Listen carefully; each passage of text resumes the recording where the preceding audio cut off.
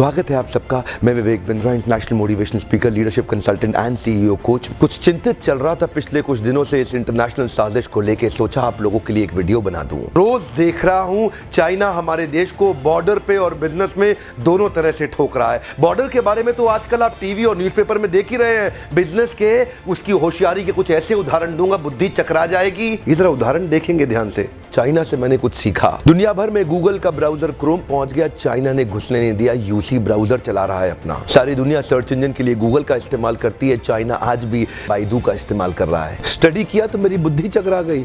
2.25 billion users WhatsApp इस्तेमाल कर रहे हैं, वो घुसने नहीं दिया व्हाट्सएप को।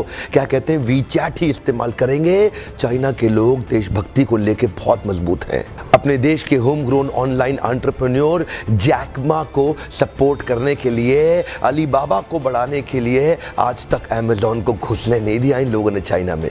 लगभग दुनिया के सभी देश जीमेल को एक्सेप्ट कर रहे हैं, लेकिन ये अभी भी ऑयल क्यू का इस्तेमाल कर रहे हैं। फेसबुक ने जी जान का जोर लगा लिया। दुनिया की सबसे बड़ी पॉपुलेशन चाइना में थी। फेसबुक सोचा चाइना में बड़ा धंधा मिलेगा। चाइनीज लोगों ने होम ग्रोन एंटरप्रेन्योर को डेवलप किया, रेन.com लिया, फेसबुक को घुसने नहीं दिया। आप इस्तेमाल करिए ना ट्विटर, वो तो वाइबो इस्तेमाल कर रहे हैं। यूट्यूब का अपना ही वर्जन निकाल दिया, यूकू।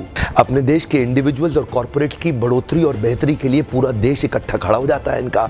देश की बढ़ोतरी और बेहतरी के नाम पे सारे एक हो जाते हैं चाइनीज। आप कितना भी बैन कर लो, चाइना आज हिंदुस्तान के अंदर 7 लाख करोड़ का $100 बिलियन का एक्सपोर्ट कर रहा है। लगभग $100 बिलियन से ज्यादा का सामान हम खरीद रहे हैं और $5 बिलियन से कम का सामान हम वहां बेच पा रहे हैं। $95 बिलियन से ज्यादा का ट्रेड डेफिसिट है। चाइना अपने घर में किसी को नहीं घुसने देता, बाकी पूरी दुनिया में घुस गया है। ओप्पो और वीवो दोनों का मालिक एक ही है और हिंदुस्तान में इस प्रकार घुस गए हैं कि घर घर जाके ही मानेंगे। Electronic goods, machinery, organic chemicals, iron and steel, transport equipment, medical pharma products, textile and yarn fabric, सब कुछ तो हम चाइना से लेने को तैयार हो गए हैं। अब ये जिम्मेदारी केवल हमारे देश की सरकार की नहीं रहेगी कि वो बॉर्डर पे लड़ती रहे। अब ये जिम्मेदारी हर भारतीय की हो गई है कि हम अपने व्यापारियों को उठाएं और मिल करके एक हो जाएं। देश की जनता को एक होना बहुत जरूरी है। अगर देश में खुशहाली आएगी तो फायदा सबका होगा। देश में खुशहाली आएगी तो फायदा सबका होगा। आज एक ऐसे व्यक्ति की बात करूंगा जिसके बारे में मैंने पढ़ा तो मेरी बुद्धि चकरा गई। मेजर ध्यानचंद, ये हॉकी के जादूगर माने जाते थे। इंडिया की टीम को हॉकी में वर्ल्ड कप में एज ए कैप्टन ये लीड कर रहे थे। जर्मनी ओलंपिक्स फाइनल अपने होम ग्राउंड के अंदर जर्मनी को जब रौंद दिया तो हिटलर वहां से चला गया। शाम को ध्यानचंद को अपने घर में बुला के पूछा, तुम एक्चुअली करते क्या हो हॉकी के अलावा? तो बोले, मैं लांस नायक, सूबेदार, एक छोटा सा सिपाही भारत की आर्मी में हूँ। तो उसी समय जर्मनी के तानाशाह हिटलर ने उनसे कहा, सुनो एक काम करो, जर्मनी से हॉकी खेलना शुरू कर दो, मेरे देश में आ जाओ, तुम्हें आज ही एयरफील्ड मार्शल बना दूंगा। वैसे भी तुम अपने देश के अंदर तो लांस नायक, सूबेदार,